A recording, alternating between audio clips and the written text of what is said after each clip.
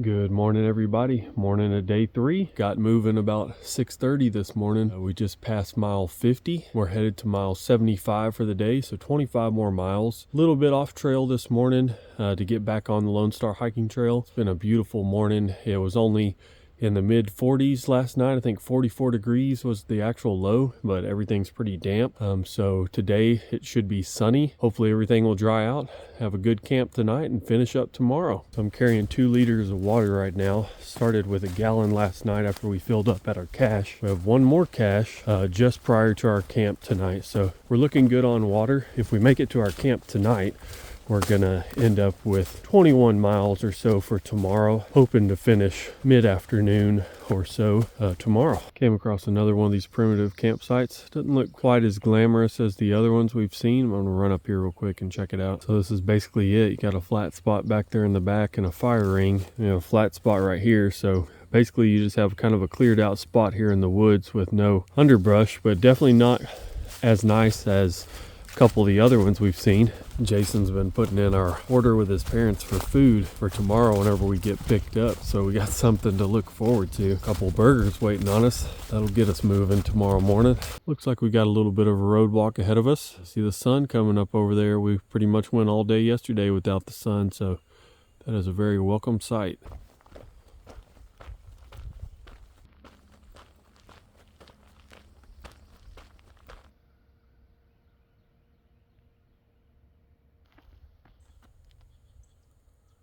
We've passed a lot of cool houses and gates and farms and ranches and things like that out here, but it's a cool gate right there. Done with this little section of road walk, and this really was very pleasant this morning. Didn't see a single car. The weather is perfect, out in the sun for a lot of it. Really enjoyed that. I was telling Jason, man, I could walk on a road like that for 100 miles probably and be just fine with it. Can definitely hear the wind picking up. We can't really feel it in here in the trees, but it's supposed to be blowing almost 20 miles an hour today. Just 40 more to go.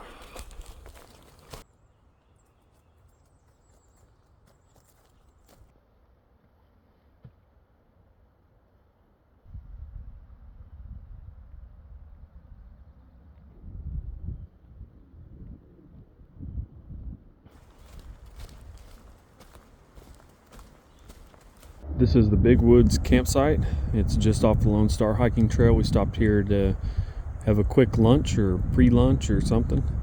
I've been eating part of my lunch every day at different times as we're walking. So I haven't really had a chance to show off much of my gear because we're waking up real early and leaving out of camp, and then we're getting to camp at night pretty late. So hadn't been able to show it off, but I'll try to do a separate video where I show exactly what I brought. All my gear so far has worked out really well, and I'm really happy with everything I brought. As far as my meals go, for breakfast I have instant coffee, so I'm just boiling 6 ounces of water and then pouring that in. I pre-made some peanut butter Rice Krispie treats, which are my all-time favorite trail snack.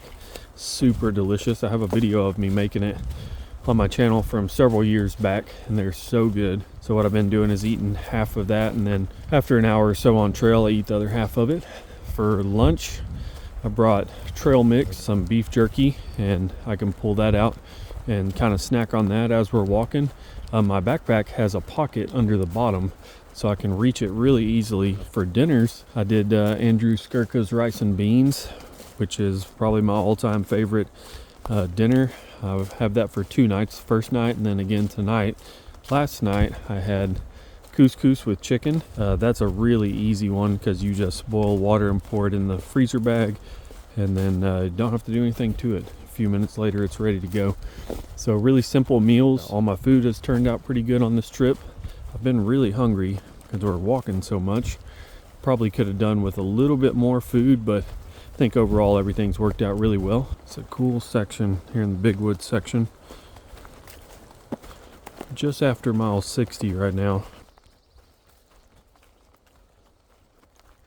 This is trailhead number 9, and we're coming out of the woods and about to go into a 5-mile or so road walk. And I'm a little bit ahead of Jason, but he's not too far behind me, I believe, and still got a little ways to go to get to camp tonight. We're going to be pushing it as far as getting there by dark.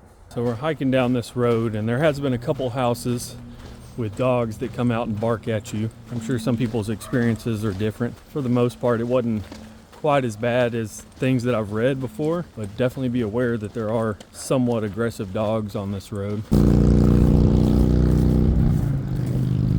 So this is Evergreen Baptist Church. It's right at the intersection where we're about to turn. And Evergreen Baptist Church has a water spigot that they allow hikers to use, so you can plan on that during your trip, filling up water over there.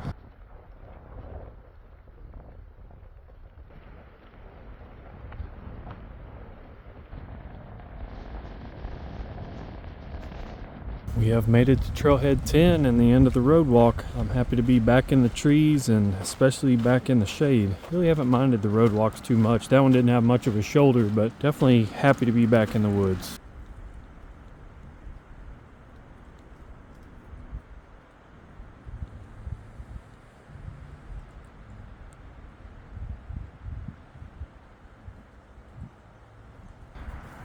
Trying to take a break and all these random dogs coming up.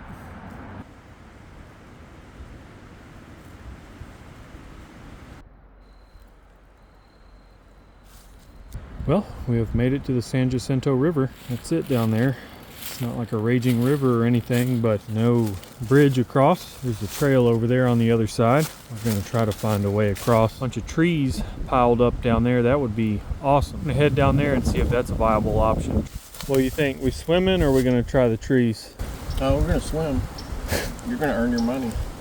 All right, I'll see you on the other side. All right. So this definitely looks doable right here. We're going to try this bottom tree here, and I think we can make it up the other side. There's already a path kind of worn in there, so I can tell several other people have been this way, so hopefully nothing shifts on us while we're down here. All right, Jason's about to give it a shot. I pretty much just ran across there, no problems at all. I think the stick definitely helps. Oh, yeah. And just to the people, there was a lady, we had a massive flood 2 years ago. The water was up here. She swam across it. Yep, and just like that, we're back on trail. Something like 23 miles or something like that in for the day.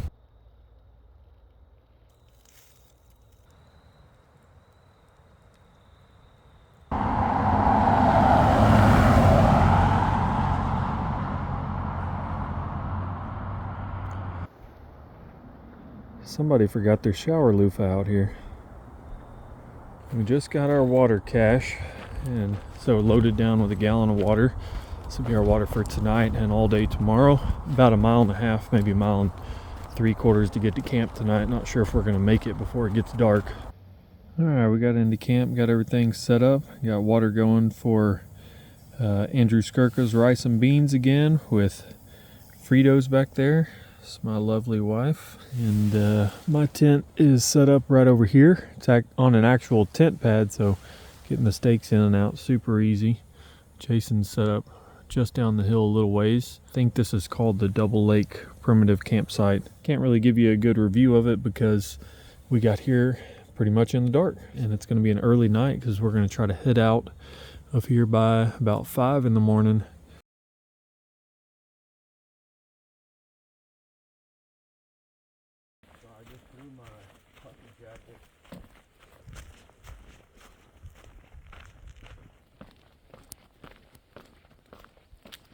Good morning, everybody. It's just after 7 a.m.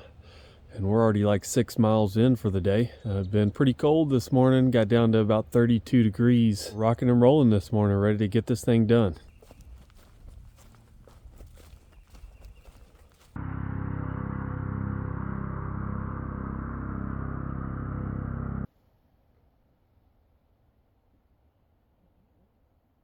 Made it to mile 86, just over 10 miles to go from here.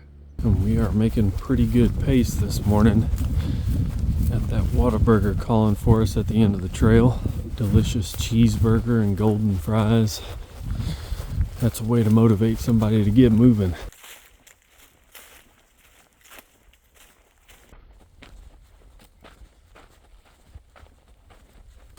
Mile 90. 6 more to go. This is trailhead 14. We're basically at mile 91. Gonna cross this road right here. It's just on the other side. Some of the wildlife we've been seeing. This is all the food I have left in my food bag. This is my beanie. This is what I keep my food for the day wrapped up in, and then I stick it in that pocket under my pack. That's all I have left. Came out perfect on this trip, and I'll have this eaten before we get done. We're going across the San Jacinto again. This time there's a big bridge, and I believe there used to be something like this at the last crossing we did, where we had to climb across some trees, but it washed out. And Jason was saying at some point they're supposed to be putting another bridge in, but they just haven't quite got around to it. So I'll do kind of a recap of the trail. Now we're on the last few miles. So we are hiking this trail midweek. We started on Monday and today is Thursday. It's about mid-January, and we really have not seen hardly any other hikers on trail. I think we passed like 3 people on trail the first day and maybe 1 or 2 the second day. And then we've seen a couple people at trailheads, and other than that, we have not passed anybody on trail. Definitely no backpackers. We haven't seen anyone camping or anything like that. So a lot of solitude out here if you're coming midweek, that's for sure. Honestly, the biggest thing that's kept me away from this trail over the last decade after doing a section of it before, usually the trail down here is muddy, if not completely underwater, or it can be like how we have it and be completely dry. We've kept our feet dry and clean this entire trail, and it's been really nice, I guess, up until they get a huge rain or multiple rounds of storms. Yeah, now it's a good time to hike. The trail's been really nice. Hardly any elevation gain on this trail, so you don't really need to train for it in that way. But if you're going to get ready for one of these through hikes on the Lone Star Trail, literally just walking anywhere in your daily life, just walk a lot, you'll be good to go. 4 days and 3 nights is a quick pace. I definitely think doing it in 5 days, 4 nights would be a little more ideal. We didn't have any time in camp really. Sorry I haven't been able to show off any gear or anything. Honestly, whenever I watch trip videos, which is the main kind of backpacking content I watch, I really enjoy seeing the camps, gear that people are using, how they set it up. So sorry I couldn't show that on this trip. It's mainly because it was dark by the time we were getting to camp and didn't really have time, but I will post a separate video with what I carried on this trip and talk a little bit about it. Last thing I want to say before we finish this trip up is just want to thank God for being with us and protecting us on this. He gave us a safe trip, beautiful weather, beautiful trail. Couldn't ask for a better time. And while I grew up going to church and was saved and everything as a kid, I pretty much spent most of my adult life not going to church or reading the Bible or anything like that. And within the last several months, I started doing both, mostly reading the Bible, and I've gained more from that than any other thing I think that I've ever done in my life. It's really changed things for me internally and externally, and I would highly suggest that to anybody. Read your Bible. It is super easy to read your Bible out here on these backpacking trips because you can download it straight on your phone, and I know you've got your phone with you. If you're looking for any kind of direction in life or in backpacking, I promise you, you will find it in that book.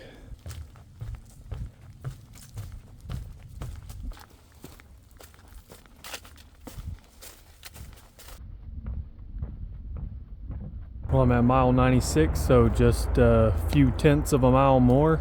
I'm gonna wait here for Jason to catch up. He's a few minutes behind me, and we'll finish up together.